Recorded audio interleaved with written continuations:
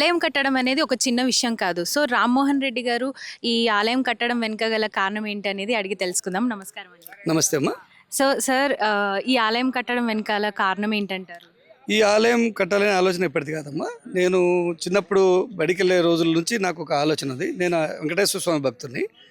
So నేను ఎప్పటికైనా మన ఊర్లో ఒక ఆలయం కట్టాలనే ఆలోచనతో అలా ముందుకు సాగుతూ వచ్చాను. అది చాలా టైం పట్టింది. బై ద టైం నేను కట్టాలనుకునే సమయానికి ఒక 20-25 ఏళ్ళ సమయం పట్టింది. సో ఇప్పటికైనా నా కళ నెరవేరుతుందుకు నేను చాలా ఆనందంగా ఉన్నాను. ఈ గుడి 2023 జనవరిలో భూమి పూజ చేశాము. భూమి పూజ త్రిదండి చిన్నజీయర్ స్వామి గారిచే జరగబడింది. భూమి పూజను కూడా చాలా ఘనంగా చేశాము. దాదాపు 3,000 మంది భక్తులు, 3,000 నుంచి 4,000 మంది భక్తులతో భూమి పూజ చేయబడింది. మేము అడగంగానే ఆయన ఒప్పుకొని మా గుడికి వచ్చి భూమి పూజ చేయడమే ఒక ప్రావీణ్యం సంతరించుకుందని మేము అనుకుంటున్నాము. శ్రీ భూనీలా సమేత శ్రీ వెంకటేశ్వర స్వామి ఆలయ నిర్మాణం జరుగుతుంది ఇక్కడ. ఒక వెంకటేశ్వర స్వామే కాదు, అమ్మవార్లు కూడా ఉంటారు. శ్రీదేవి భూదేవి అమ్మవార్లు కూడా ఇక్కడ ఉంటారు. సో దీంతో పాటు మనం కమ్యూనిటీ హాల్ కూడా కడదాం అనుకుంటున్నాం. కమ్యూనిటీ హాల్ కట్టడానికి కారణం ఏంటంటే ఈ ప్రాంతంలో ఎక్కడ ప్రాపర్ కమ్యూనిటీ హాల్ లేదు. ఈ ప్రాపర్ కమ్యూనిటీ హాల్ లేనందువల్ల ప్రజలు ఎక్కడైనా వివాహాలు చేసుకోవాలన్నా, చిన్న చిన్న ఫంక్షన్ చేసుకోవాలన్నా చాలా ఇబ్బంది పడుతున్నారు. సో పేద బీద ప్రజలకు ఉపయోగపడేటట్టుగా ఉచితంగా కానీ నామినల్ ఫీజుతో కానీ ఇక్కడ ఒక మంచి కమ్యూనిటీ హాల్ కూడా కట్టాలనేది ఆలోచన. ఈ కమ్యూనిటీ హాల్ కట్టడం వల్ల మనకు వచ్చే ఉపయోగం ఏంటంటే కమ్యూనిటీ హాల్తో పాటు గుడి కూడా ఉంటుంది కాబట్టి గుడిలో అయినా పెళ్లి చేసుకోవచ్చు. వాళ్ళు దేవుని ముందు పెళ్లి చేసుకునే అవకాశం, గొప్ప అవకాశం. అది చాలా తక్కువ మందికి వస్తుంది. మనం చాలా చోట్ల చూస్తాం కమ్యూనిటీ హాల్స్ ఉంటాయి, బట్ అక్కడ దేవుడు ఉండడు, విగ్రహాలు తెచ్చి పెడతారు. ఇక్కడ ఏంటి, రోజు పూజింపబడే, రోజు పూజలు చేసే దేవుడు ఇక్కడే ఉంటాడు. పెళ్ళైన తర్వాత దంపతులు వచ్చి స్వామి ఆశీర్వాదం తీసుకోవడం వల్ల వాళ్ళకి చాలా మంచి జరుగుతుందని నేను అనుకుంటున్నా. ఆలోచనతోనే ఇక్కడ కడుతున్నాం. దీనికంటే కూడా మన మండలంలో ఎక్కడా వెంకటేశ్వర స్వామి గుడి లేదు. సో ఈ మండలంలో వెంకటేశ్వర స్వామి ఆలయం ఉండడం వల్ల ఈ మండలంలో ఉన్న భక్తులందరూ తిరుపతికి వెళ్ళి వెంకటేశ్వర స్వామిని చూసుకోలేని వారు ఎవరైనా ఉంటే వాళ్ళు ఇక్కడ వచ్చి మన దేవుని దర్శనం చేసుకొని ఆ దేవుని ఆశీస్సులు పొందవచ్చు. ఆ ఆశీస్సులతో వాళ్ళు పిల్ల పాపలతో సుఖంగా, సంతోషంగా, ఆరోగ్యంగా ఉండవచ్చు అనేది నా కోరిక. చాలా గొప్ప కోరిక సార్. అంటే చిన్నప్పుడు ఎప్పుడో మీకు కలిగిన ఈ ఆలోచన ఇన్ని సంవత్సరాల తర్వాత దీన్ని అమలు చేస్తున్నారు. అలాగే ఎంతో వెంకటేశ్వర స్వామి అంటే ఎంతో ప్రేమ ఉంటే కానీ ఇంత దాకా తీసుకురాలేరు. మీ మాటల్లో వెంకటేశ్వర స్వామి గురించి చెప్పండి. సో వెంకటేశ్వర స్వామి గురించి చెప్పడం వల్ల కలియుగ దైవం, ప్రత్యక్ష దైవం. కలియుగంలో ప్రత్యక్ష దైవం ఎవరు ఉన్నారంటే వెంకటేశ్వర స్వామి ఒక్కరే. సో ఆ స్వామి మీరు చూస్తూనే ఉంటారు. తిరుపతికి ఎన్ని వేల మంది, ఎన్ని లక్షల మంది రోజు వెళ్తూ ఉంటారు. సో దీనికి నిదర్శనం స్వామి ప్రత్యక్ష దైవం, కలియుగ దైవం అనడానికి నిదర్శనం ఇది ఒకటే. సో ఈ ఆలోచన ఒకటి. నేను స్వామికి పరమ భక్తుని.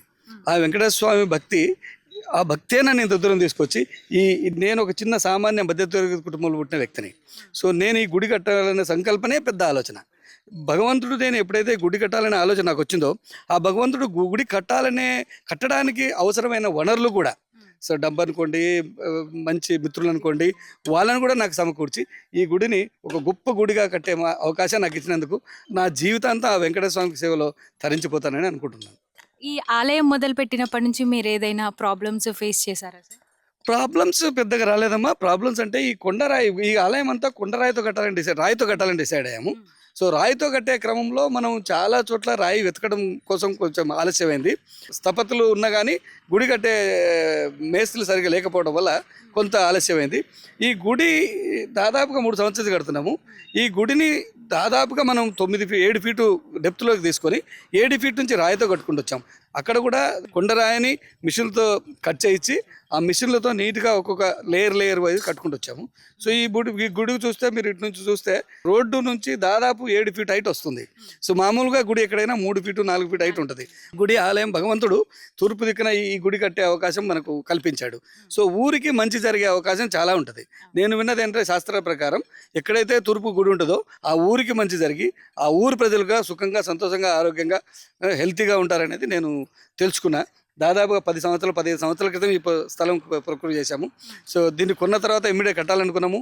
కట్టే క్రమంలో కొంత అడ్డంకులు వచ్చినాయి. ఇంత చిన్న ఊరిలో మీరు గుడి కడితే పురోహితులు దొరకరు అని కొంతమంది, ఇంత చిన్న ఊరిలో మీరు కడతారా అని కొంతమంది, ఇలా చాలా సమస్యలు వచ్చినాయి. ఈవెన్ మా ఇంట్లో కూడా ఇంత చిన్న ఊరిలో మనం గుడి కట్టడం వల్ల వచ్చే సమస్యలు ఉండొచ్చు.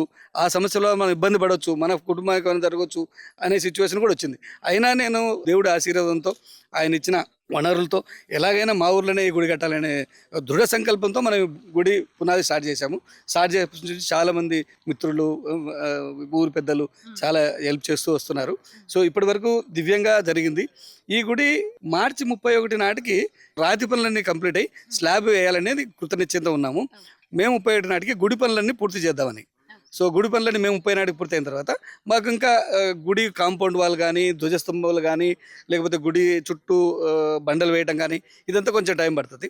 ఇవన్నీ జనవరి 27 కల్లా కంప్లీట్ చేసి జనవరి 27లో తిరుదండి చిన్న శ్రీమన్నారాయణ జీయర్ స్వామి చేతుల మీదుగా విగ్రహ ప్రతిష్ఠ చేయాలని నిశ్చయించినారు. చాలా గొప్ప విషయం సార్. అలాగే ఈ రాయితో కట్టాలనే ఆలోచన మీకు ఎలా వచ్చింది? అంటే ఈ రోజుల్లో స్టీల్, అల్యూమినియం అన్నీ వాడేస్తున్నారు కదా, ప్యూర్ రాయితో కట్టాలనే ఆలోచన ఎలా వచ్చింది? ఇది బిగినింగ్లో మేము కూడా కాంక్రీట్తోనే కడదామనే ఆలోచన ఉండమ్మా. అందుకే కాంక్రీట్ పనులతోనే అనుకొని మేము చాలా తక్కువ ఖర్చుతో 2 కోట్లు 2.5 కోట్లతో కడదాం అనుకున్నాము. సో భగవంతుడి ఆజ్ఞ ఇది. సో మేము రాయితో కట్టాలనుకున్న ఎప్పుడైతే మేము కాంక్రీట్తో కట్టాలనుకున్న రోజు ఏదో కొన్ని సమస్యలు వచ్చినాయి. ఆ సమస్యల వల్ల గుడి పని ఆగిపోయింది. దాదాపుగా ఒక 3-4 నెలల వరకు గుడి పని మొదలు కాలేదు. బహుశా మేము అప్పుడు కొంతమంది పెద్దల్ని సంప్రదించినప్పుడు ఆ పెద్దలు అన్నది ఏంటంటే, గుడి అనేది కొన్ని వేల సంవత్సరాలు ఉంటుంది. కొన్ని వేల సంవత్సరాలు కాంక్రీట్తో కానీ లేకపోతే సిమెంట్తో కానీ కడితే అంత నిలబడదు. సో మీకేమన్నా ఆలోచన ఉంటే, మీరు ఆర్థిక స్తోమత ఉంటే మీరు రాతి కడితే చాలా బాగుంటుంది అని ఒక పెద్ద స్థపతి వాళ్ళు కానీ లేదంటే పెద్దలు తెలిసిన వాళ్ళు కానీ చెప్పడం జరిగింది. అప్పటి నుంచి నేను నేను అనుకున్నది 2.5 కోట్లతో గుడి కడదాం అనుకున్నాం. సో 2.5 కోట్లతో గుడి కట్టాలనుకున్నామని రాతితో కట్టాలంటే నాకు తెలిసినంత వరకు 7 కోట్ల నుంచి 6 కోట్ల నుంచి 7 కోట్లు 8 కోట్లు కూడా అవుతుందని చాలామంది చెప్పారు. సో అప్పుడు చాలా ఆలోచించాల్సి వచ్చింది. సరే భగవంతుడు అలా ఆదేశించాడు. ఆ భగవంతుడి ఆదేశం మేరకు రాతితోనే కట్టాలనుకున్నాము. సో రాతితోనే ముందుకెళ్తున్నాము. ఒక్కసారి అనుకొని కంప్లీట్గా ఆలయం పూర్తి చేయాలని మీ ఆలోచన చాలా గొప్పగా ఉంది సార్. ఈ టెంపుల్ అనేది చరిత్రలో ఇలా నిలిచిపోతుంది. సో రామ్మోహన్ రెడ్డి గారు ఇలా ఒకప్పుడు గుడి కట్టించారు అని. ఎందుకంటే మా చిన్న మీరు రామ్మోహన్ రెడ్డి గుడి కట్టించిన కాదమ్మా, ఇది భగవంతుడి ఆజ్ఞ. రామ్మోహన్ రెడ్డి అనేవాడు ఒక భగవంతుని ఆజ్ఞతో వచ్చి ఈ ఊరికి వచ్చి గుడి కట్టే మనిషి. ఇది ప్రజల కోసం గుడి కట్టే గుడి. దేవాలయం ఏది కూడా ఒక మనిషి కడితే తయారు కాదమ్మా, ఇది భగవంతుని ఆజ్ఞతోనే తయారవుతుంది. ఆ భగవంతుడు నాకు ఒక అవకాశం ఇచ్చాడు కట్టమని. ఇది కట్టేది ప్రజల కోసం. రామ్మోహన్ రెడ్డి అనేవాడు నిమిత్త మాత్రుడు. గుడి కట్టేంత వరకే రామ్మోహన్ రెడ్డి ప్రమేయం. ఆ తర్వాత ఇది ప్రజలది, ప్రజల కోసమే గుడి కట్టబడింది. ఇక్కడ మీకు ఇంకొక విషయం స్పష్టంగా చెప్పాలనుకుంటున్నాం. చాలా ఆలయాల్లో దళితుల్ని లేకపోతే ఎస్సీ ఎస్టీలని గుడికి రానియారంటారు. మా గుడి ప్రతిష్టత ఏంటంటే మేము అన్ని కులాలను గుడికి అలౌ చేయాలనేది మాకు ఆలోచన. ఈ ఆలోచన కూడా మాకు ఎప్పటి నుంచో ఉంది.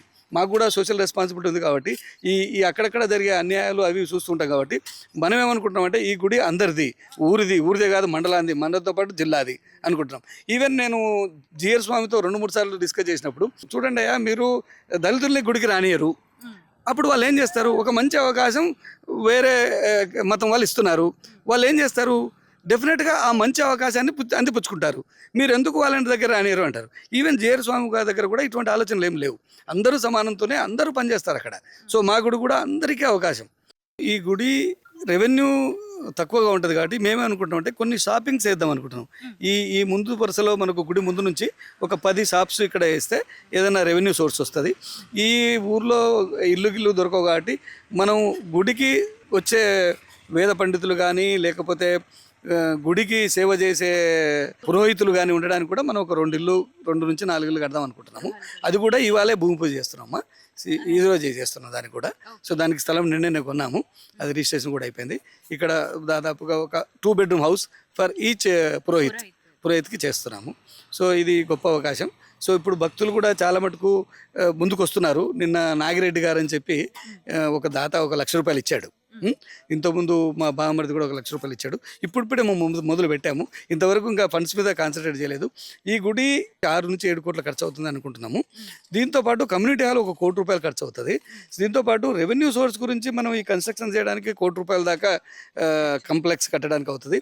కాంప్లెక్స్తో పాటు భక్తులు ఉండడానికి, భక్తులు ఎప్పుడైనా వచ్చి రాత్రి స్టే చేయడానికి అవకాశం ఉండేటట్టు మనం రూమ్స్ కడుతున్నాము. ఆ రూమ్స్తో పాటు ఇక్కడ పర్మనెంట్గా ఒక హోటల్ కూడా కడుతున్నాము. అంటే ఇది మా చిన్న ఊరు. ఈ చిన్న ఊరిలో మనకు ఎవరైనా వచ్చి రాత్రిపూట 9 గంటలకో 10 గంటలకో ఒక లంచ్ చేయాలన్నా, డిన్నర్ చేయాలన్నా, లేకపోతే కాఫీ కావాలన్నా, టీ తాగాలన్నా అవకాశం లేదు. అలా ఆ భగవంతుని ఆశీస్సులతో సో ఇదే ప్లేస్లో ఒక చిన్న హోటల్ సో వాళ్ళు రాత్రి భోజనం చేసుకోవచ్చు. ఆ భోజనం తర్వాత ప్రశాంతంగా మేము కట్టిన కాటేజీలో ఉండొచ్చు, దేవుని దర్శనం చేసుకోవచ్చు. దేవునికి 2-3 రోజులు ఉండి సేవలు చేసుకునే వాళ్ళు కూడా ఉంటారు. సో ఆ సేవలు చేసుకుని కూడా వెళ్ళవచ్చు. జిఆర్ స్వామి గారు కూడా చాలా పెద్ద మనసుతో ముందుకు వచ్చి ఒకసారి అనడం జరిగింది, మీ ఊర్లో నేను ఆయన హోమియోపతిలో చాలా పెద్ద విద్యావంతుడు. సో ఆయన దగ్గర చాలామంది హోమియోపతులు పనిచేస్తుంటారు. అవసరం అనుకుంటే మీరు 2 రూమ్లు వేయగలిగితే మేము ఆ హోమియోపతి నేనే సప్లై చేసి మీ ఊర్లో ఫ్రీగా మెడిసిన్ ఇవ్వడానికి నేను ట్రై చేస్తానని చెప్పడం జరిగింది. సో ఆయన ఆశీస్సులతో, ఆ భగవంతుడు వెంకటేశ్వర స్వామి ఆశీస్సులతో, సో ఇంతవరకు ఎటువంటి ఇబ్బందులు లేకుండా, ఎటువంటి ఆర్థిక ప్రాబ్లమ్స్ లేకుండా భగవంతుడు మమ్మల్ని ముందు నడిపిస్తున్నాడు. ఆ భగవంతుని కోరుకునేది ఏంటంటే ఇలానే మమ్మల్ని గుడి కట్టే అవకాశం ఇచ్చినందుకు ఆ వెంకటేశ్వర స్వామికి చాలా ధన్యవాదాలు. ఆయనకు సదా రుణపడి ఉంటాము. కంప్లీట్గా అన్ని సౌకర్యాలతో గుడి ఉండాలి. తిరుమలకు మనం ఎలా వెళ్తామో దేవుని చూసుకోవడానికి, అక్కడ వెళ్ళినప్పుడు ఎన్ని సౌకర్యాలు ఉంటాయో అలాంటి సౌకర్యాలన్నీ మా ఊర్లో ఉండాలనేది మా కోరిక. దీనికి ఎంత ఖర్చు అయినా వెనకాడేది లేదు. ఆ ఖర్చుకు ఎటువంటి భయం లేదు. ఇది భగవంతుడు నాకు ఒక గొప్ప అవకాశం ఇచ్చాడు. ఈ అవకాశాన్ని, ఈ జన్మకు ఒక పెద్ద అవకాశం ఇది. ఈ జన్మలో ఆ భగవంతుడి సేవలో తరిస్తూ ఈ గుడిలో సేవ చేసుకుంటూ ఉండాలనేది నా ఆలోచన. ఈ ఊరి గురించి, ప్రజల గురించి ఇంత బాగా ఆలోచిస్తున్న మీకు భగవంతుడి ఆశీస్సులు ఖచ్చితంగా ఉంటాయని కోరుకుంటున్నాను sir. Thank you so much. Thank you.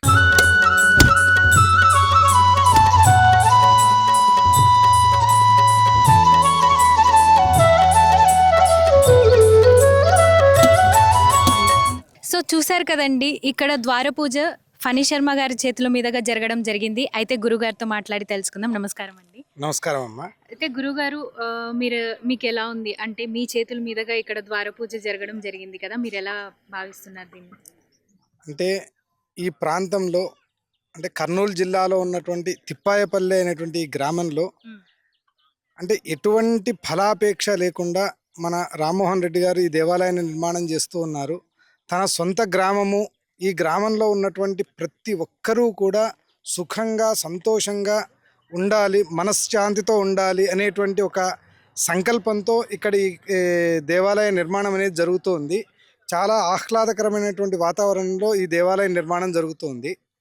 ఇక్కడ నిజంగా చెప్పాలంటే ఈ స్థలంలో మంచి వైబ్రేషన్స్ ఉన్నాయి.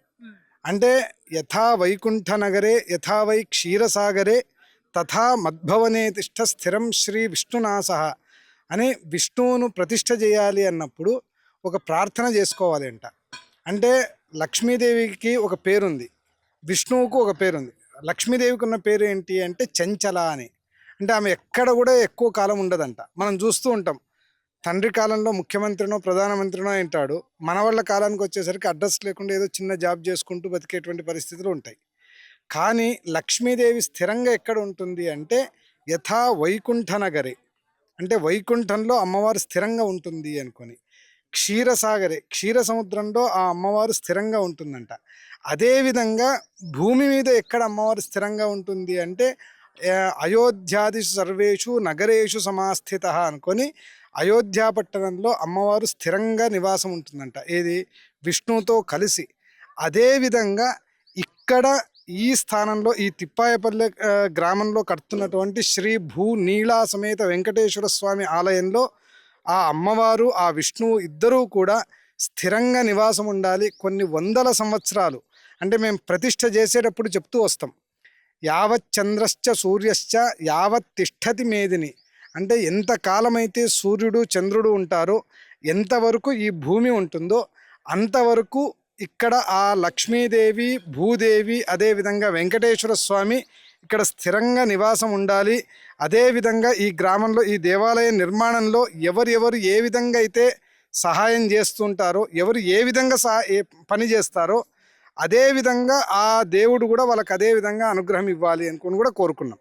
అంటే ఎవరైతే ఆర్థికంగా ఇస్తారో వాళ్ళు ఆర్థికంగా డెవలప్ అవుతూ వస్తారు, ఎవరైతే వచ్చి ఇక్కడ సేవ చేస్తూ వస్తారో, దైహికంగా వచ్చి దేహంతో పనిచేస్తారో వాళ్ళకి మంచి ఆరోగ్యం ఇస్తూ రావాలి. అదేవిధంగా ఎవరైతే ఇక్కడ విఘ్నాన్ని కలగజేస్తూ ఉంటారో వాళ్ళ వంశంలో కూడా అన్ని విఘ్నాలు కూడా కలుగుతూ రావాలి. అంటే ఎవరు ఏ విధంగా ఇక్కడ చేస్తారో వాళ్ళకి అదే విధంగా ఆ దేవుడు అనుగ్రహించాలి అని కూడా ఇక్కడ మేము ప్రార్థన సంకల్పంలో అంతా కూడా ఆ విధంగా చెప్తూ వచ్చామమ్మ. అలాగే గురుగారు, అయితే గురుగారు వెంకటేశ్వర స్వామి యొక్క విశిష్టత ఏంటంటారు? అంటే కలౌ వెంకటనాయక, అంటే చాలామంది దేవతలు ఉన్నారు, కానీ కలియుగంలో శీఘ్రంగా వరాన్ని ఇచ్చేటువంటి వాడు ఎవరు అంటే వెంకటేశ్వర స్వామి అనుకొని మనం మీరందరూ కూడా వింటూ ఉంటారు. అంటే ఇప్పుడు తిరుమలలో అంత జనాలు ఎందుకు వెళుతున్నారు అంటే అక్కడ దేవుడు ఉన్నాడు అంటే మాత్రమే దేవుడు వెళతారు. ఇక్కడ నేను ఒక తీసుకొని వచ్చి కొద్దిగా చక్కెరనో బెల్లమో ఇక్కడ తెచ్చి పెట్టినాను అనుకోండి, చీమలన్నీ వచ్చేస్తాయి. అదేవిధంగా చక్కెర లాంటిది ఏదో తీసుకొని వచ్చి పోస్తున్నాను అనుకోండి, ఏ చీమ రాదు. అదేవిధంగా దేవుడు అక్కడ ఉన్నాడు అంటే భక్తులు అనేది అందరూ వెళుతూనే ఉంటారు. అది ఆ తిరుమలలో ఏ విధంగా అయితే వెంకటేశ్వర స్వామి ఉన్నాడో అక్కడొక్కటనే కాదు, ఎక్కడెక్కడైతే వెంకటేశ్వర స్వామి దేవాలయాలు ఉన్నాయో అంటే కలియుగంలో శీఘ్రంగా ఫలితాన్ని ఇచ్చేటువంటి వాడు, మనం కోరుకున్న తక్షణమే భక్తులకు వరాన్ని ఇచ్చేటువంటి వాడు ఎవరు అంటే వెంకటేశ్వర స్వామి. ఏ విధంగా అయితే మనం తిరుమల చూసినా, చిలుకూరు చూసినా ఏ విధంగా అయితే ఉందో అదేవిధంగా మన రాయలసీమ ప్రాంతంలో ఈ తిప్పాయపల్లె దేవాలయం అదే విధంగా అభివృద్ధి అయ్యేదానికి అవుతుంది అనే దాంట్లో ఎటువంటి సంశయమో అవసరం లేదు. తొందరలోనే మీరందరూ కూడా దాన్ని చూస్తూ వస్తారు. ఈ ద్వారపూజ కార్యక్రమంలో కేఈ ప్రభాకర్ గారు కూడా పాల్గొన్నారు. అయితే వారితో మాట్లాడి తెలుసుకుందాం. నమస్కారం అండి. నమస్కారం అమ్మా. ఈ ఆలయం నిర్మిస్తున్నారు కదా, ఈ ద్వారపూజ రోజు మీకు ఎలా అనిపిస్తుంది అంటారు? ఇదే చాలా అంటే చిన్న పల్లెటూరులో పెద్ద దేవాలయం కట్టడానికి వీళ్ళ ప్రయత్నం చూస్తుంటే వీళ్ళని మొట్టమొదటిగా అభినందించాల్సిన విషయం ఎంతైనా ఉంది. ఇదే కాదు, ప్రతి చిన్న ఊర్లో కూడా ఈరోజు టీటీడీ వారు కూడా రామాలయాలు కానివ్వండి, వెంకటేశ్వర స్వామి టెంపుల్ కానివ్వండి, ఎవరైనా ముందర వస్తే ఒక గ్రామంలోనే కాకుండా అర్జున కాలంలో కూడా కట్టడానికి వాళ్ళు ముందరకు వస్తున్నారు. ఇది ఉత్తరోత్తర భవిష్యత్తులో ఇది చాలా హిందూ ధర్మానికి ఒక మంచి మేము అనుకుంటున్నాము. ఇది అందరికీ కూడా అంటే ఇక్కడ పెద్ద పెద్ద ఫ్యాక్టరీలు కూడా రాబోతున్నాయి, జనసంఖ్య కూడా చాలా పెరుగుతుంది. వాళ్ళకి ఒక దేవాలయము ఇక్కడ ఉండడం కూడా మంచిదని మేమంతా భావిస్తున్నాము. అలాగే అండి, ధన్యవాదాలండి. నమస్కారం. నమస్కారం అండి. మీరు ఎలా భావిస్తున్నారు ఈ ఆలయం? సంతోషం అండి. ఇది మోహన్ రెడ్డి గారి పుట్టిన ఊరు. ఆయన సంకల్పం ఇది. అంటే వెంకటేశ్వర స్వామిని ఇక్కడ వాళ్ళ ఊర్లో ప్రతిష్ఠించాలా, ఒక గుడి ఏర్పరచాలన్న సంకల్పం ఇది. చాలా వ్యయంతో కూడుకున్న పని ఇది. అయినా కానీ ఒక్కడే ముందుకొచ్చి ఈ కార్యక్రమాన్ని చేస్తున్నందుకు ధన్యవాదాలు. ముఖ్యంగా మా ప్రాంతవాసి మా స్వామి పనిస్వామి గారు తెలంగాణలో కేసీఆర్ గారికి చాలా మిక్కుడు. ఆయన ఈరోజు ఇక్కడికి వచ్చి ఈ దేవాలయం ద్వారాన్ని ప్రతిష్ఠించేందుకు వారికి ధన్యవాదాలు. నమస్కారం అండి. అయితే ఈ తిప్పయ్యపల్లిలో వెంకటేశ్వర స్వామి ఆలయం నిర్మించడం జరుగుతుంది కదా, మీరు దీన్ని ఎలా భావిస్తున్నారు? ఎలా భావిస్తామంటే ఒకప్పుడు తిప్పాయపల్లి అనేది ఒక బర్కా గ్రామము. ఇటువంటి గ్రామానికి పిల్లనిచ్చేది కూడా కరువయ్యే రోజుల్లో అప్పుడు ఉండింది. ఈ మధ్య కాలము హబ్ వచ్చిన తర్వాత మంచిగా డెవలప్ అవుతుంది. దాని ద్వారా మా కలియుగ దైవమైనటువంటి వెంకటేశ్వర స్వామి మా ఊర్లో వెలుస్తున్నాడంటే మాకు చాలా ఆనందకరం. దానికి తోడైన సహకరించినటువంటి మా బ్రదర్ రామారెడ్డి గారికి మా గ్రామం తరఫున ధన్యవాదాలు తెలుపుతున్నా. అదేవిధంగా ఈ చుట్టుపక్కల ఫ్యాక్టరీలు కూడా వెలుస్తున్నాయి. అదేవిధంగా ఈ గ్రామంలో ఈ వెంకటస్వామి గుడి కట్టడం వల్ల చుట్టుపక్కల మా జిల్లాకే తిప్పాయపల్లి గ్రామము మంచి పేరు వస్తుంది. అలాగే మేము కూడా ఈ దేవుని బాగా కొలుస్తామని చెప్పి గ్రామం తరఫున. అయితే మీ గ్రామంలో ఇంకా ఏమేమి రావాలని మీరు కోరుకుంటున్నారు? ఆల్రెడీ ఫ్యాక్టరీస్ వచ్చినాయి, బాగా డెవలప్ అవుతాయి మా కోరిక. అందువల్ల మా దేవుడు మా ఊళ్ళో అడుగుపెట్టాడు కాబట్టి ఇంకా మంచి జరుగుతుందని ఆశిస్తున్నాం. మా అందరి తరపున పనిశర్మ స్వామికి కృతజ్ఞతలు. మేము పిలవంగానే మీరు మా దగ్గరకు వచ్చి ఇంత పెద్ద కార్యక్రమం నిర్వహించడం మాకు మా ఊరు వాళ్ళకు చాలా ఆనందం. మా అన్న కూడా చాలా ఆనందం. మీ పేరు చెప్తేనే పనిశర్మ స్వామి వస్తున్నాడు అని అడిగాడు. సో చాలా చాలా ఆనందం. మీరు ఎప్పుడు మా గుడి మీద దృష్టి పెట్టి మీకు చేతనైనటువంటి విద్యా సంబంధించి పూజలు సంబంధించి కార్యక్రమాలు జరిపిస్తూ మమ్మల్ని ముందుకు తీసుకుపోవాలని మా ప్రార్థన. మీరు ఇంత నిస్వార్థంగా చేస్తున్నారు అంటే ఈ నిస్వార్థంగా చేస్తున్నప్పుడు దేవుడు ఇక్కడ కంపల్సరీగా వచ్చి కూర్చుంటాడు. ఆయన సేవ చేసుకునే భాగ్యం మా అందరికి కూడా కలగాలి అనుకొని ఇక్కడ ఎటువంటి సహాయం కావాలన్నా ఆధ్యాత్మికంగా నేను అన్నిట్లో నేను ముందు ఉంటాను అనుకొని అందరికీ చెప్తూ ఉన్నాను. ధన్యవాదాలండి అందరికీ.